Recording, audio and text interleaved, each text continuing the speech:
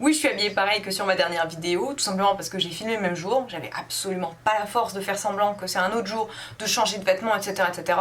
Non. Bref, bonjour à toutes et à toutes, j'espère que vous allez bien. Aujourd'hui, dans cette vidéo, je vais vous raconter quoi et comment j'ai arrêté mes études. Et puis pour ceux qui me connaissent dans la vraie vie, qui tomberaient sur cette vidéo et qui ne le sauraient pas... Tada! En fait, j'ai fait mon année 2018-2019 en Allemagne par le biais d'Erasmus pour terminer ma licence. Mon objectif en 2019 était très simple.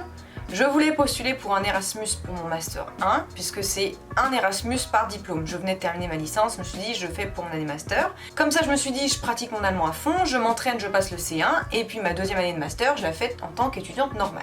Après ça je deviens prof d'histoire dans un lycée bilingue en Allemagne. Basta. Sauf que...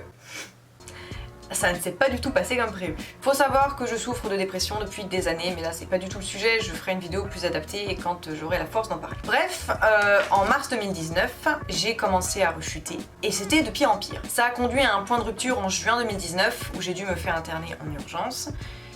Je vous fais pas de dessin, je pense que vous avez compris.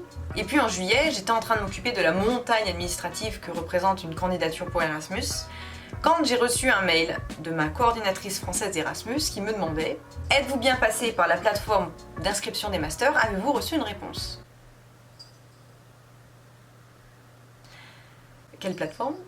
Et donc là, je découvre que pour aller en master, en fait il faut passer par une plateforme où vous posez votre candidature pour une fac dans une université pour un master, et puis au bout de 1 ou 2 mois, vous avez une réponse et là vous pouvez débuter les démarches administratives pour vous inscrire dans cette université-là. J'ai été stupide car je pensais que pour le master, comme je voulais rester dans la même fac, puisque c'était cette fac-là qui avait le contrat Erasmus avec Bonn, là où je suis actuellement, je me suis dit, bah voilà, ma candidature Erasmus pour mon master étant acceptée, j'ai juste à payer en début d'année mon année à la fac et c'est tout. Sauf que non, pas du tout! Donc je sors de l'hôpital après 5 mois de dépression profonde et je découvre qu'en fait, j'ai rien pour l'année prochaine. Pas possible non plus de revenir en France, parce que du coup j'avais rien non plus en France. Et la plateforme des masters en juillet était déjà fermée depuis 1 mois. Et j'étais d'autant plus paniquée que pour aller à la fac en Allemagne, il faut avoir la certification C1, niveau que je n'ai pas du tout.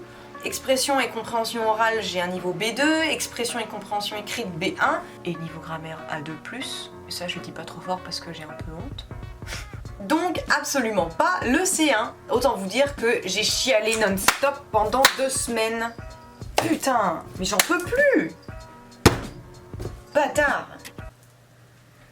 Oups. Et je ne sais absolument pas comment j'ai fait pour manquer cette information. Je ne sais pas comment une information aussi capitale que l'inscription au master a pu m'échapper. Je ne me souviens pas avoir reçu d'email de la part de mon université pour l'inscription au master, ni non plus pour rappeler que la plateforme allait bientôt fermer. Alors ça par contre, pour nous spammer de pubs, il y a du monde, hein. Bon, j'ai pas non plus jeté la pierre sur mon ancienne université, parce que c'est de ma faute, hein, j'ai pas été attentive et puis je suis quand même adulte, j'aurais pu un petit peu avoir un minimum de jugeote et me dire que bah, le master c'était un autre diplôme que la licence, donc il y avait peut-être à postuler quelque part, bref. Mais voilà, ça me rendait complètement ouf de me dire que j'étais passée à côté d'une information aussi capitale. Ensuite, après avoir retourné tout le personnel de mon université, j'ai appris que je pouvais encore faire un recours gracieux. Ce que j'ai fait directement, et quand j'ai envoyé mon mail avec ma lettre, j'ai reçu une réponse automatique qui m'annonçait que j'allais avoir une réponse sous 1 mois. On était fin juillet.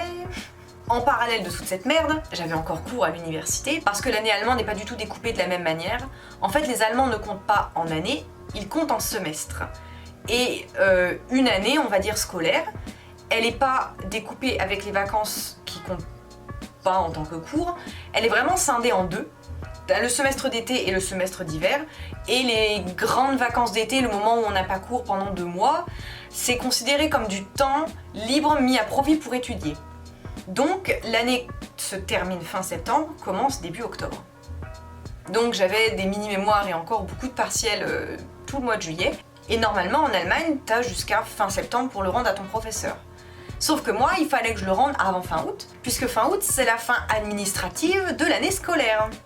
Et ça, bien sûr, personne ne me l'avait jamais dit, je l'ai découvert en juin. Dans tout ça, je m'étais déjà mis en tête que le recours gracieux ne donnerait rien, et du coup je cherchais déjà des solutions. Donc c'est là, après avoir validé ma licence, que j'ai décidé de travailler à temps plein. j'ai changé mes plans et je me suis dit, je bosse jusque décembre à fond mon allemand, je passe la certification C1 en décembre ou en janvier, comme ça en février j'ai le résultat et je peux m'inscrire en mars pour le semestre d'été qui commence en avril. Et puis en septembre, je fais de nouveau une rechute, donc je décide de partir quelques semaines voir mes parents. Et toujours dans l'attente de ce recours gracieux, j'ai commencé à douter de moi-même. J'ai commencé à douter de mes plans, de ce que je voulais faire de mon avenir, etc. Et mi-septembre, quand j'étais chez mes parents, je reçois un mail, toujours de ma coordinatrice Erasmus, c'est très compliqué à dire, hein, qui me dit « Mais je viens de voir que vous avez postulé pour un Erasmus avec le Master Histoire, oui en effet c'est le cas, mais que vous avez fait un recours gracieux pour enseignement et recherche. » Donc en fait, la débile que je suis a postulé pour 2 masters différents. C'est-à-dire que moi, quand j'ai dit je postule pour un master histoire avec Erasmus, je pensais que c'était exactement pareil que...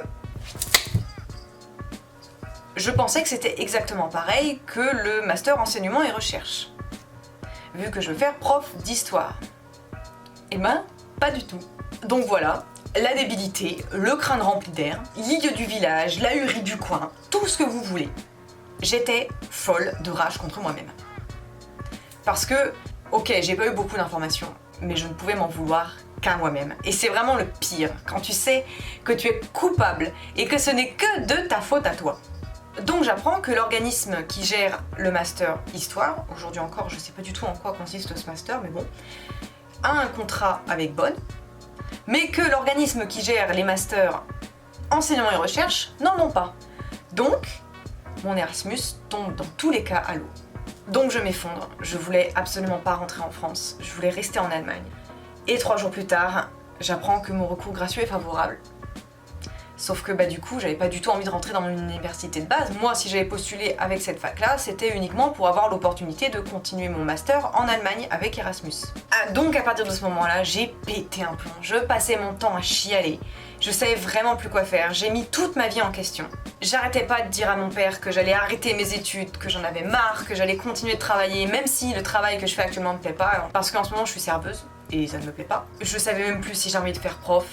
Et j'étais vraiment pas bien parce que je me disais, voilà j'ai 22 ans, ça fait déjà la 2e année que je rate, parce que déjà j'avais fait une année de prépa que j'avais pas eue, donc j'avais raté une première année, j'étais réatterrie en première année de licence, et là je me dis, je perds encore un an, parce que j'ai rien du tout, et tout ça c'est entièrement ma faute. Je me disais, je collectionne les échecs et les bourdes, bref, que des pensées négatives. Et donc voilà, aujourd'hui on en est là, je sais toujours pas ce que je vais faire, je sais toujours pas ce que je veux faire, mais je travaille. Puis voilà, c'est vrai qu'en ce moment je traverse une période qui est un peu difficile pour moi. Je fais un job qui me plaît pas, où il y a une pression morale énorme, beaucoup de stress, ce qui n'est pas vraiment compatible avec ma personnalité. Donc, je sais pas ce que je fais, je vous avoue que... Voilà, je suis un peu perdue. Bon c'est tout pour cette vidéo, j'espère malgré tout qu'elle vous aura plu. Merci de rester respectueux dans les commentaires, et puis bon, on se dit à la prochaine.